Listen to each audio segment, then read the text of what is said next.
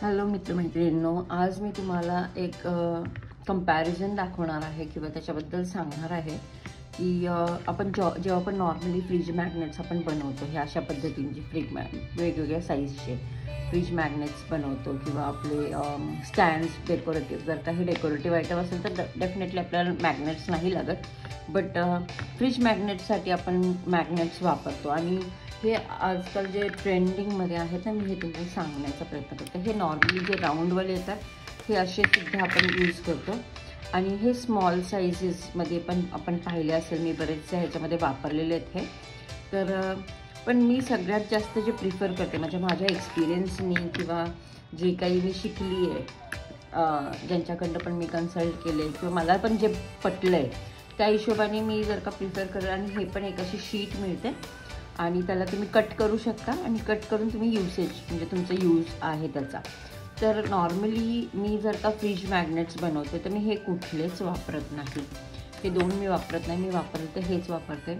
कारण ह्याचे 2-3 फायदे आहेत. एक तर मेन म्हणजे ह्याच्यामुळं तुमच्या फ्रीजला कुठलाच डॅमेज होत नाही किंवा स्क्रॅचेस येत नाहीत. आणि स्क्रॅच नाही आले की मग ते फ्रीज मॅग्नेट्स, कारण फ्रीज मॅग्नेट्स जर का घरात तुमच्याकडे लहान पोरं आहेत किंवा मुलं आहेत तर ते नॉर्मली काढतात, खेळतात वगैरे, तर ते काढघालमध्ये स्क्रॅचेस येण्याचे चान्सेस खूप हाय असतात ह्याच्याबरोबर आणि ह्याच्याबरोबर.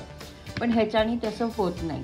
आणि ह्याची जी इफेक्टिव्ह मॅग्नेटिक जे आहे ना फीचर्स, ते खूप चांगले आहेत. थोडंसं कॉस्टली पडतं पण टू बी वर्दी आहे. कारण त्या 3 शीट का 2 शीट मिळतात आणि त्याच्यामध्ये तुमचं माझ्या ऑलमोस्ट 100+ माझे मॅग्नेट शीट्स त्याच्यामध्ये झालेले आहेत. कारण तुमचे जसे जसे मॅग्नेट्स आहेत तुम्हाला साईज करतात, तुम्हाला कुठे छोटं पाहिजे तर छोटं वापरा, मोठं पाहिजे तर मोठं वापरू शकता. So this is like a good way to use it. तर हे एक नक्कीच मला सांगावंसं वाटतं की तुम्ही अशा टाईप्सचे वापरा, कारण त्याच्यामध्ये तुमची क्वालिटी इन्क्रीज होते. आणि त्याचबरोबर तुमची क्वालिटी इन्क्रीज झाली तर कस्टमर्सला पण हे फील गुड येतं की समथिंग डिफरंट, राईट. तर ह्याला आता आपण साईजेसमध्ये, आणि आता जर का आपली साईज ही आहे तर या साईजच्या हिशोबाने आपण बघितलं तर एकच मॅग्नेट लावून चालणार नाही ह्याला. तर ह्याला आपल्याला इकडे इकडे आणि 3 ते 4 आपल्याला लावायला लागतील. कारण ह्याचं जे वेटेज येतं, हे जेव्हा आपण काय म्हणतो, आपण जेव्हा हे क्रिएट करतो तर ह्याचं थोडंसं वेट स्लाइटली वाढतं. तर वाढल्यामुळं काय होतं की तुमचं मॅग्नेटची पॉवर जी आहे ती कमी होण्याची चान्सेस जास्त आहे.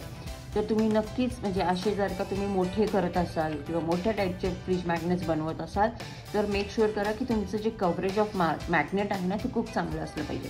तर आणि ह्याच्यामध्ये त्याला म्हणजे एक म्हणजे मी क्लायंट्सला जे दिलं होतं, नॉर्मली ह्याला एक ॲडेसिव्ह असतं, पण मी रेकमेंड करेल तुम्हाला की तुम्ही आपल्या B7000 किंवा म्हणजे तुमच्याकडे जे पण ॲडेसिव्ह जे आहे ना व्हेरी गुड क्वालिटीचं, फेविक्रिल किंवा फेविकॉल किंवा नॉर्मल आपलं जे मिळतं मार्केटमध्ये, मी ते रेकमेंड नाही करणार.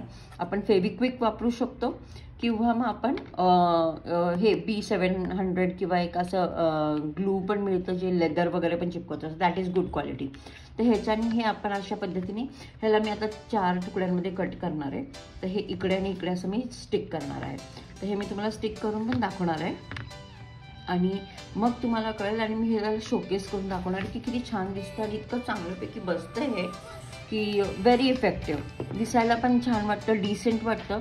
तर ह्याला आपण एका स्क्वेअर शेपमध्ये कट करतोय आणि मग आपण ह्यांना प्लेस करून स्टिक करून लावतोय. तर हे बघत राहा तुम्ही. सो आपण पहिले ह्यांना कट करूया एका इक्वल साईजमध्ये. असं अगदीच फ्लेक्सिबल पण आहे. हे बघा, असं एकदम इझिली, म्हणजे एखादा सॉफ्ट काहीतरी कट करताय तुम्ही असा फील येतो आणि छान आहे. म्हणजे काही सीझरला डॅमेज वगैरे होत नाही, काही नाही. So this is also good. तर हे आपले पीसेस झालेले, आपण हे 4 पीसेस वापरतोय. तर हे आपण असे लावणार आहोत. ओके, अशा पद्धतीने आपण हे लावणार आहोत. हे आपण पहिलं आपण काय करणार आहोत, जिथे आपल्याला हे लावायचं आहे तिथे आपण ऑलरेडी ग्लूनी स्टिक करून घेणार आहोत आणि मग आपण स्टिक करणार आहोत. सो त्याला आपल्या एका अंदाजाने थोडंसं छानपैकी हे पूर्ण जरासं ब्राउनिश झालं पाहिजे, म्हणजे ते छान ॲब्झॉर्ब पण होतं आणि तुमच्या मॅग्नेटला ना एक ग्रिप पण मिळते आणि थोडं हे थिकनेस पण वाढतं. जेव्हा तुम्ही 700 लावता तेव्हा काय होतं की थोडा वेळ लगेच चिटकवायचं नाही, थोडंसं टाईम घ्यायचा आणि मग ह्याला स्टिक करायचं. तर आपण हे स्टिक करताना हे आपण पील करणार आहोत. ओके, हे पील करणार आहोत आणि हीच बाजू आपण इथे चिटकवणार आहोत. का की जेणेकरून ह्याच्यामुळे आपली मॅग्नेटची जी एफिशियन्सी आहे ना ती खूप छानपैकी होणार आहे. आणि ह्याला ठेवणार आहोत आपण, लगेचच नाही स्टिक करायचं. ॲटलिस्ट 10 ते 15 मिनटं ठेवा. लेट इट स्टिक, पूर्णपणे स्टिक होऊन द्या.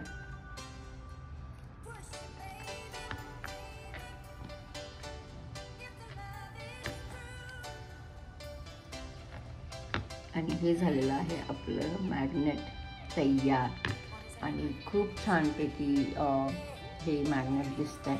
So this is going to be like very nice आणि व्हेरी क्रिएटिव्ह, थॉटफुल एका ह्याच्यासाठी बनवलं आहे, कपलसाठी. छान आहे. तर असे जर का तुम्हाला व्हिडिओज आवडत असतील किंवा असे नॉलेजेबल तुम्हाला जर का काही कनेक्ट करायचं असेल तर नक्कीच माझ्याशी शेअर करा आणि सबस्क्राईब करायला विसरू नका. Thank you so much.